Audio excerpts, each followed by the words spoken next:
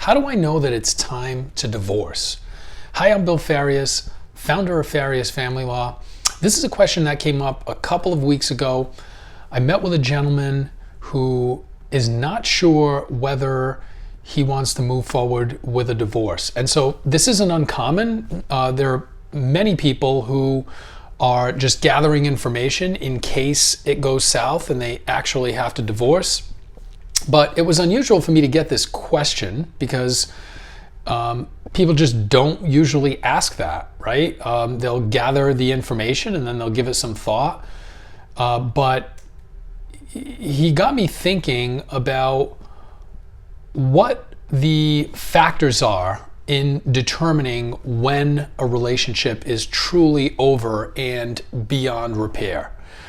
And I'm in the unique position of having listened to people tell me their stories about what happened in their marriages and how the marriage deteriorated and the point at which they decided to file. And the conclusion that I came away with was that there are really two main factors. So number one, there is trust. The greater the breach in trust, the more difficult it is to repair.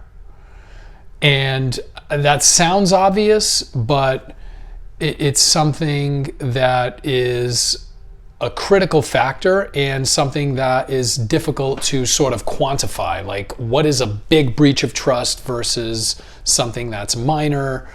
But generally, you have these situations where by the time people get divorced, there may not be any trust left. And the trust was breached.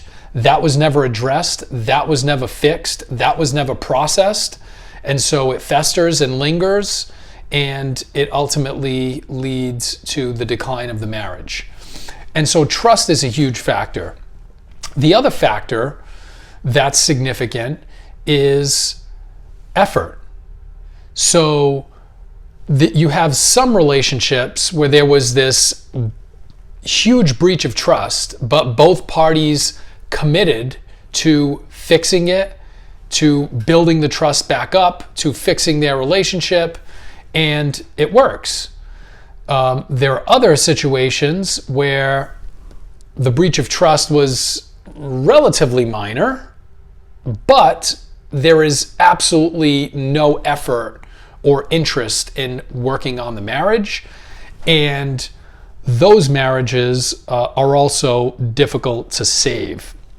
And so you have these sort of two factors that I think are significant in assessing when a relationship is beyond repair. Number one, was there a breach of trust? And if so, how significant was it? And number two, what is the interest level and the effort that the parties are putting into fixing the relationship? Are they talking about it? Are they communicating? Are they interested in bringing on a marital counselor? Are they listening to one another and trying to work on the issues that would lead to a healthier marriage? And if the answer is no, if the effort is absent or minimal on either side, then it's going to be way more difficult to make the marriage work. So that's what I've seen in terms of how you can tell whether a marriage can still be repaired, is you're looking at those two factors, the trust and the effort and interest. And if either one of those is lacking, it's going to be a little more difficult to make it work.